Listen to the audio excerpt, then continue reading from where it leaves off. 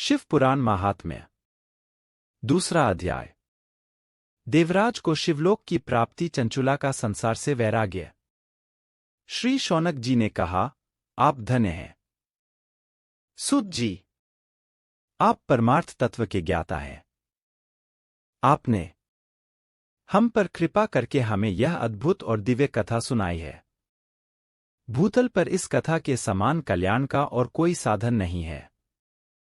आपकी कृपा से यह बात हमने समझ ली है। सूत जी, इस कथा के द्वारा कौन से पापी शुद्ध होते हैं, उन्हें कृपापूर्वक बताकर इस जगत को कृतार्थ कीजिए।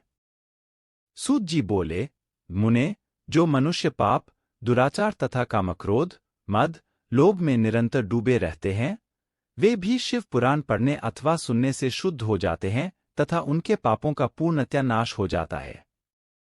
इस विषय में मैं तुम्हें एक कथा सुनाता हूं। देवराज ब्राह्मण की कथा। बहुत पहले की बात है। किरातों के नगर में देवराज नाम का एक ब्राह्मण रहता था।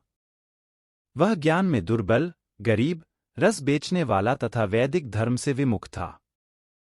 वह स्नान संध्या नहीं करता था तथा उसमें वैश्यवृत्ति बढ़ती ही जा रही थी।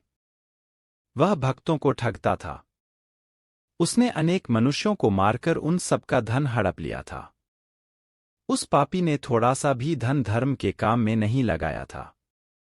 वह वेश्यागामी तथा आचार भ्रष्ट था। एक दिन वह घूमता हुआ दैवयोग से प्रतिष्ठानपुर, जूसी प्रयाग, जा पहुंचा। वहां उसने एक शिवालय देखा जहां बहुत से साधु महात्मा एकत्र हुए थे। देवराज वहीं ठहर गया। वहां रात में उसे ज्वर आ गया और उसे बड़ी पीड़ा होने लगी। वहीं पर एक ब्राह्मण देवता शिव पुराण की कथा सुना रहे थे। ज्वर में पड़ा देवराज भी ब्राह्मण के मुख से शिवकथा को निरंतर सुनता रहता था। एक मास बाद देवराज ज्वर से पीड़ित अवस्था में चल बसा। यमराज के दूत उसे बांधकर यमपुरी ले गए। तभी वहां शिवलोक से भगवान शिव के पार्षदगण आ गए। वे कर्पूर के समान उज्ज्वल थे। उनके हाथ में त्रिशूल, संपूर्ण शरीर पर भस्म और गले में रुद्राक्ष की माला उनके शरीर की शोभा बढ़ा रही थी। उन्होंने यमराज के दूतों को मार पीटकर देवराज को यमदूतों के चंगुल से छुड़ा लिया और वे उसे अपने अद्भुत विमान में बिठाकर जब कैलाश पर्वत पर ले जाने लगे तो यमपुरी में कोलाहल मच गया, जिसे सुनकर यमराज अपने भवन से बाहर आए।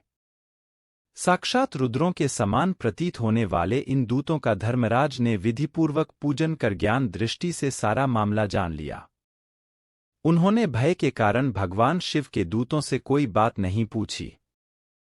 तत्पश्चात शिवदूत देवराज को लेकर कैलाश चले गए और वहां पहुंचकर उन्होंने ब्राह्मण को करुणावतार भगवान शिव के हाथों में सौंप दिया। शौनक